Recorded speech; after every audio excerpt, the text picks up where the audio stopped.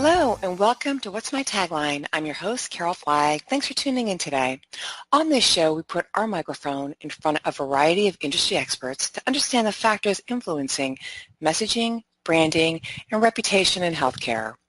You can follow the conversation on Twitter at hashtag What's My Tagline and follow me at Carol Flagg. My guest today is Chris Slocumb, the CEO and founder of Clarity Quest, who is joining me today to talk about marketing strategies during a company merger or acquisition. Chris, thank you for joining me today. Thank you, Carol. I'm very happy to be here. Yeah, I'm looking forward to our conversation. My first question of all my guests, of course, is if you had to describe yourself as a tagline, what would it be? Oh, very interesting question. I'd say mine is probably go bold. Anything Go bold. Go bold and brave. You know, looking back on kind of my life personally and in a business realm, anything that's been successful or of real consequence involved coming from an initial bold decision. And when I think about our clients that run with us and on bold ideas or companies that are going through a bold merger or acquisition, the ones that really run with brave ideas are the ones that tend to be the most successful. So whether, you know, you're going to be doing some new product launch, quit your job, start a company, all those kind of crazy things, they involve very brave decisions, but they tend to be the most impactful in life. And risk, right? People who make these bold and brave decisions are risk takers. Absolutely. Risk is part of the equation, and yet people have to get over their fear of that initial risk within reason. You don't want to jump off a cliff without a parachute, but you know, if you can take calculated risk and still stand your ground, I find that is where people have the most success. Yeah. And of course, risk, we're going to be talking about that during, you know, our conversation around marketing and mergers and acquisitions. Always a risk during a merger and acquisition. But before we talk about that, I'd love to learn more about you, your background, how you got into marketing, and of course, how you landed in healthcare. Absolutely. It's a bit circuitous, but I will keep it brief. I actually started my career as a semiconductor engineer at Motorola. You're kidding me. Wow. So about as far flung from healthcare and biotech marketing as you could get. But I really, in that first career opportunity, loved customer interaction. I love talking to people. I love talking in front of audiences. It isn't close to death for me like it is for most people. And I really found that I like that side of development and technology versus just the sit in your cubicle and designs or code. So I first became a product manager when I started drifting out of engineering, which was the interface between engineering and the marketing and sales teams, and then eventually went full-blown into marketing. So that was kind of my career. After Motorola, I worked for a startup that developed really early versions of Google Glass, the head-mounted displays. And they were really big. It was like you look like a Borg, but it was pretty advanced stuff, and one of the applications was for neurosurgery, and that was my first foray into healthcare and using technology in healthcare.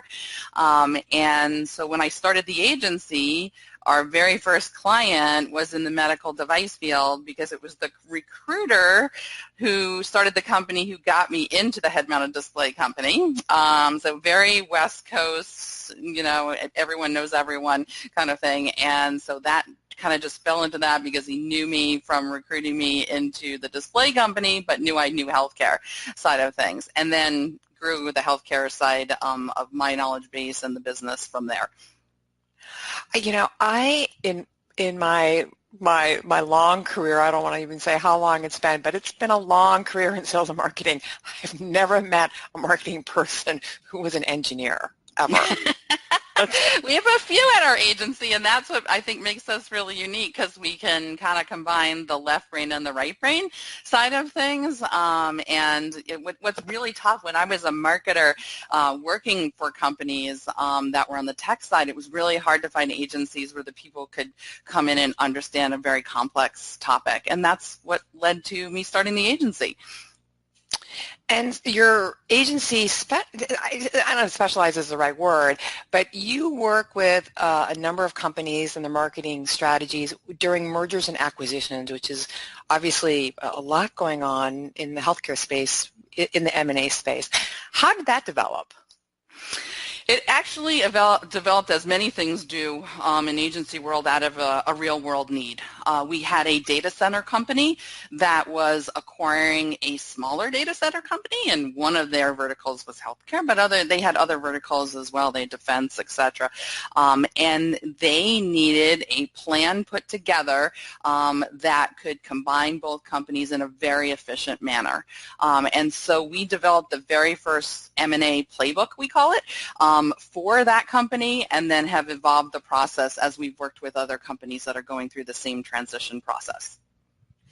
And what is your take in 2018, this year, about the overall, sort of 30,000 feet up, about the M&A situation in healthcare, and I guess specifically in the health IT space and medical devices and all that kind of stuff? Is it on the rise? Is it stagnant? Are you seeing more activity, less? It is going crazy, actually. I believe in the first quarter of this year, there was $156 billion, with a B, dollars in completed deals. That includes pharma, software, IT, and some med device, but all in the healthcare space. So, for the R&D intensive industries, such as pharmaceutical and enterprise software and health IT, it's often cheaper to acquire versus build from scratch, so I believe that's driving a lot of activity. And in actually preparation for the call with you, I was reading recently that actually the new tax laws are actually fueling a lot of the activity, because there are certain tax benefits to merging or acquiring. So it's going to continue to grow. That's interesting. And this may be I guess a dumb question, but what is the difference between a merger and an acquisition? Right, so a merger is the combination of two or more companies, and it's usually done on a pretty similar size scale. So companies are about the same size. Maybe they're bringing something from one vertical to another. If you can think of the recent CVS kind of transaction, very different companies, but same level, both public companies. An acquisition tends to happen when a larger company acquires a smaller entity. That's not always the case. It isn't always just dollars and cents, but as a general rule, that's an easy way to think about it. And are you seeing in healthcare more of these big deals? Like, again, I think you're alluding to the CVS Aetna merger. Are you seeing more mergers or more acquisitions where some of these smaller companies are just kind of being gobbled up? It depends on the space. For the larger entities, we're certainly seeing merger, but I'm actually seeing more acquisitions, especially on the healthcare clinical side. A lot of activity going on with hospitals acquiring imaging centers, surgery centers, the smaller entities, because they need the revenue streams. So on that side, and then on pharma, we tend to see more of the big guys, the Pfizers, et cetera, acquiring smaller companies that maybe have one drug line. And you mentioned the tax bill affecting this that was passed by the Trump administration. Are there other factors driving the M&A activity in healthcare? Yeah, I think just that cost of innovation increasing every year, it's expensive to not only develop drugs or develop new code or develop a new system. So folks are looking to say, is it cheaper to buy versus the make? And then just need to grow total shareholder return if you're a public company. And oftentimes that M&A activity can result in significant changes to the share price and shareholder value. Yeah, there's obviously the financial outlook on the other side of a merger and acquisition. Right. We hope it will be successful. It isn't always the case, but no. Yes.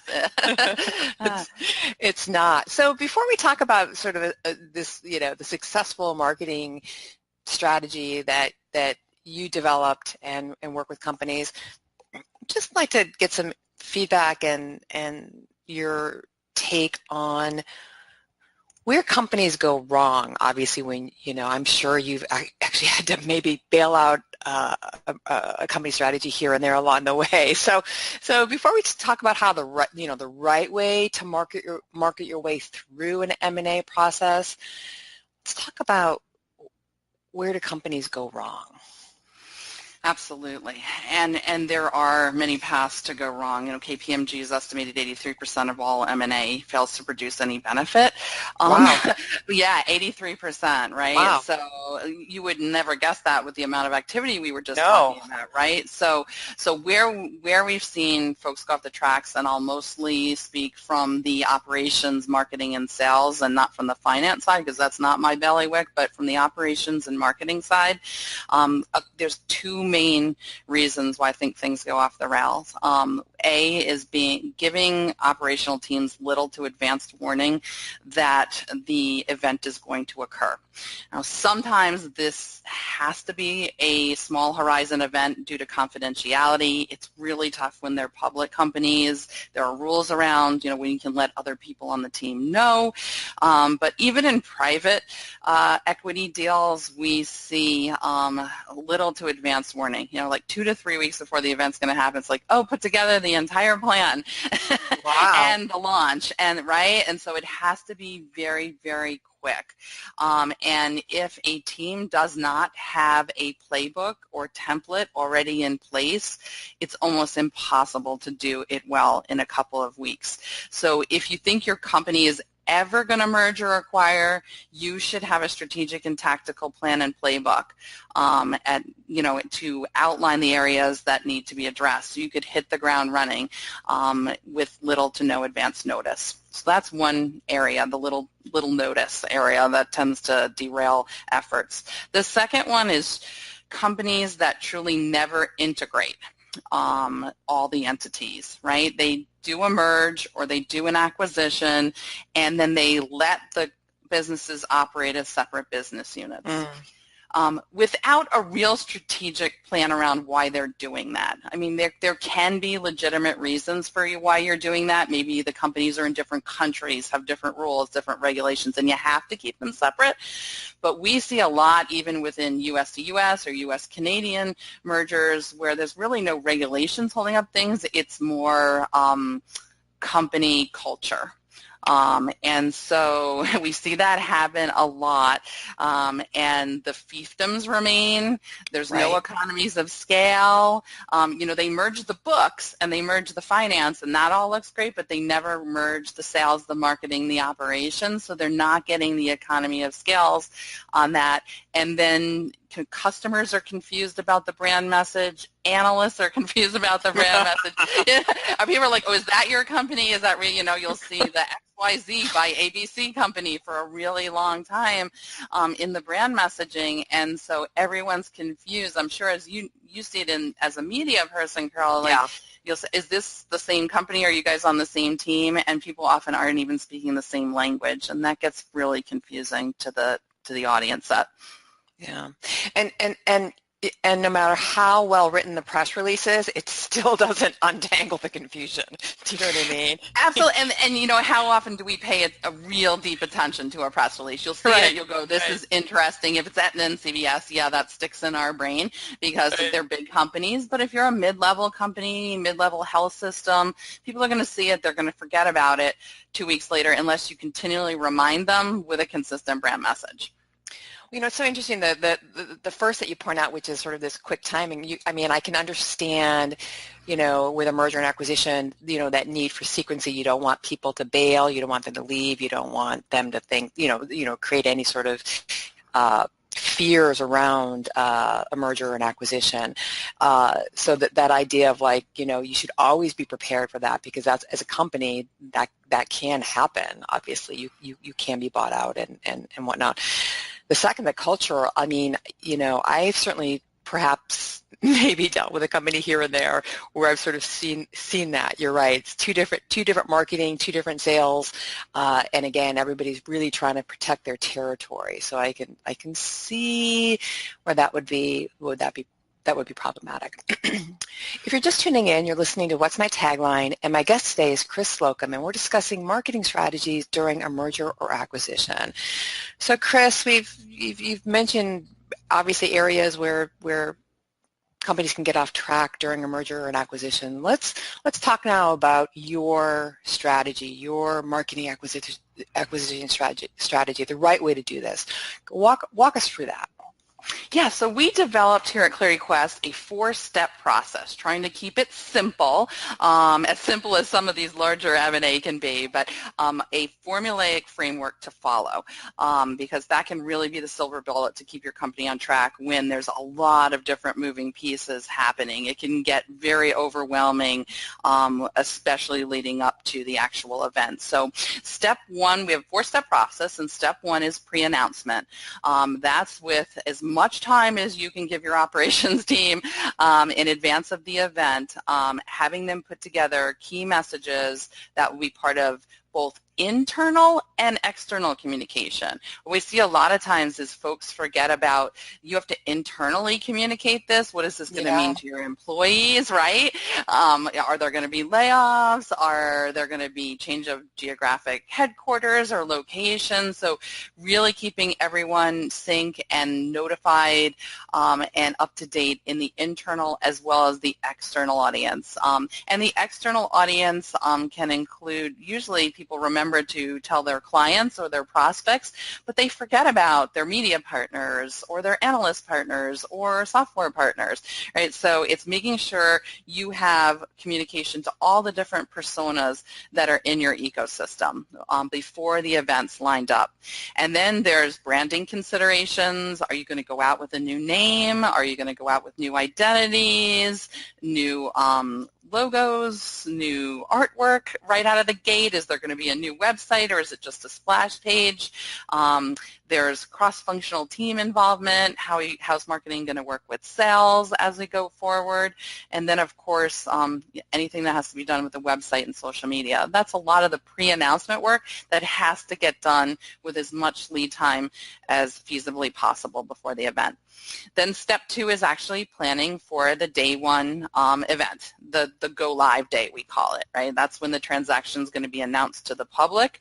And, that can be simple as, hanging a banner in the lobby of your new location. If you're really small entities, we're now part of, XYZ Healthcare, right? But in larger instances, it may be a full media blitz. There may be a large media event. The CEO might be getting on stage and doing an entire video cast. So there's a lot of planning, and really the scale depends on the size of the companies involved on that. And then step 3 is, what are the first 100 days going to look like? Everyone's excited for the big party and the big launch day in step 2, but then they forget, what are we doing the next 100 days? And they're usually burned out, and, oh, man, we had to do all this stuff, right? But those are It's January 1st. Yeah, exactly. You got New Year's Eve, now it's January 1st. It's post-Christmas, and now it's January 1st. Exactly. Yeah. And so that first quarter is super, super important in getting the teams to come together, making sure operations are running smoothly. So we have a framework around all those different steps that should be considered at that point in terms of team integration, in terms of the start of technology integration, full technology integration in terms like CRM systems, your sales forces, all your marketing automation. That usually doesn't happen right out of the gate in the first quarter, but you have to start thinking about it, right, and getting that planning.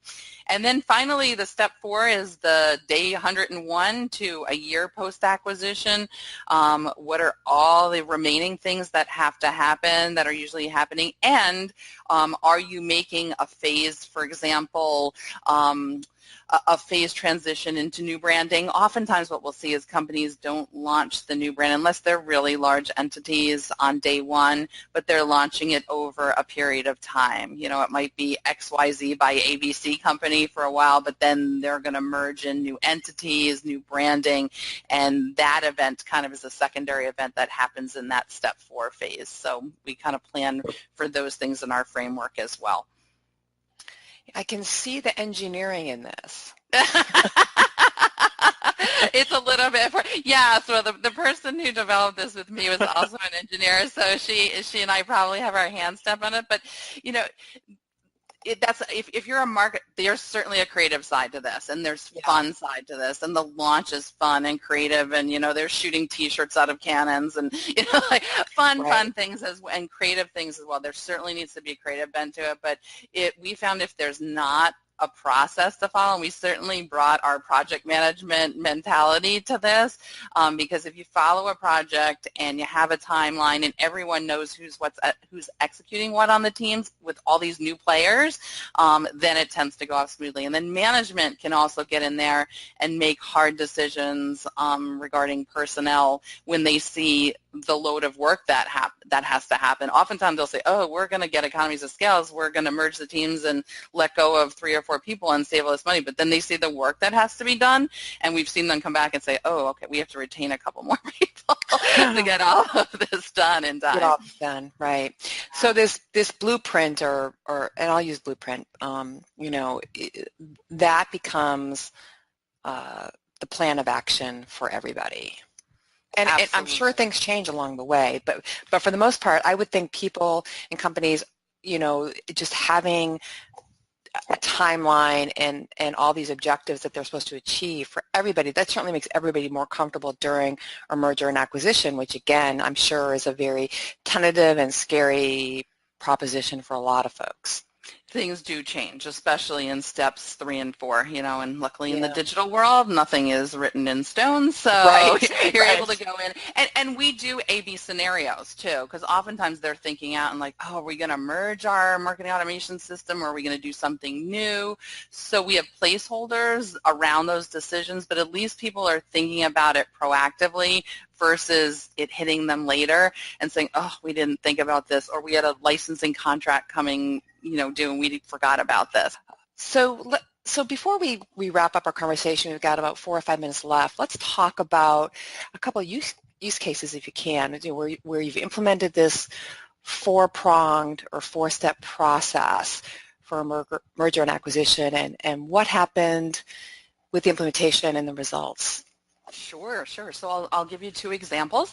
One is the one I previously mentioned, which is a big data center company out of Atlanta, and they were acquiring a smaller company across the country, and it was a very tight time frame. So we had to put together the plan, and in that case, no one was coming over from the smaller company's marketing side. So the larger company had to assume all responsibility for the marketing with the team that they had, and then brought us in as additional resource. And it went really, really well. Now, those were private companies, and so I think that made it easier, but we were able to get the internal team on board, let them know what was going to go on in a very short time frame, have a launch event, and they successfully acquired the new entity and continue to run that data center very successfully to this day. The second, that was about 5 years ago, and the second more recent one is we've worked with a revenue cycle management company over the past 8 months, and they had acquired multiple companies, about 4 different companies over the course of the last 5 years. But because the acquisitions were happening so quickly, they never fully integrated the business units, the marketing units, or the brand or messaging. They were one of those, were all acting as separate entities, and they really, really were not getting economies of scale. And new leadership came in and said, we want to get the economies of scale, we want to get a consistent brand message. So we worked with them and brought in a full branding structure of how they could bring in there and not lose brand equity with their existing client bases when we were going through name changes.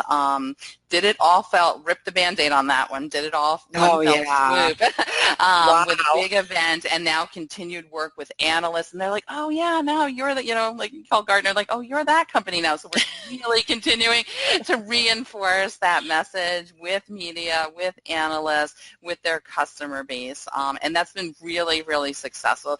And something that comes out of it that you don't even think about is like the employees had a really sense of pride and ownership of working for like this bigger mothership now, right? They always felt like, oh, I'm out on an island, I'm this acquired company over here. Now they're like, oh, we're really part of this one entity and we're all in the same thing together. So that was really cool to see the employee base come together around a single brand. Yeah, and that just limits the like the bail-off factor, where people because they're uncertain, and certainly we're in a employment market where employees are kind of in demand, that limits that bailing off the ship kind of thing, because they realize, oh, this is a very comfortable place to be and a good place to be. Yeah, and they were proud of it. And you're Yeah. absolutely right. Turnover is so expensive. Oh my gosh. I personally feel it's the biggest expense a company can incur. And with folks job shopping and hopping so quickly, it is so painful when you lose folks that are highly skilled and trained that you've spent training, right? So if you can increase the equity of your company with your employees and also make it look like, hey, this is a great place to work, so you're getting top talent, I think that pays for the branding just in itself without even considering what it does for the external audience. Right. And we are wrapping up here. So, but real quick before we go, what's up next for Clarity Quest and you and your company? Yeah, well, we've been growing at an amazing clip over the last few years, adding things like this M&A offering. We're adding more on our digital marketing side. We just opened an office in Philadelphia, so we're closer to the pharma markets in PA and New Jersey. Yeah, so that's been really exciting. Health IT has been steady for us. Biomedical and med device is going crazy. So we continue to be focused on our three-legged stool of healthcare, biotech, and tech marketing. Oh, that's great. You are a bold and brave person. Oh, thank you, Carol. Same to you. I think we all are that jump into these areas. It's so true. Chris, thank you so much for your time today. Thank you, Carol. You can learn more about Chris Slocumb and her company Clarity Quest at www.clarityquest.com, and be sure to follow the company on Twitter at CQ Marketing and, of course, on LinkedIn. You can share your thoughts or comments on Twitter at #What'sMyTagline, or visit the program page on www.healthcarenowradio.com. Have a topic related to our show or want to hear about? Or are you an expert who'd like to be on the show? Reach out to me on Twitter at Carol Flagg or email me at carol@healthcarenowradio.com. Until next time, I'm Carol Flagg, and I want to know, what's your tagline?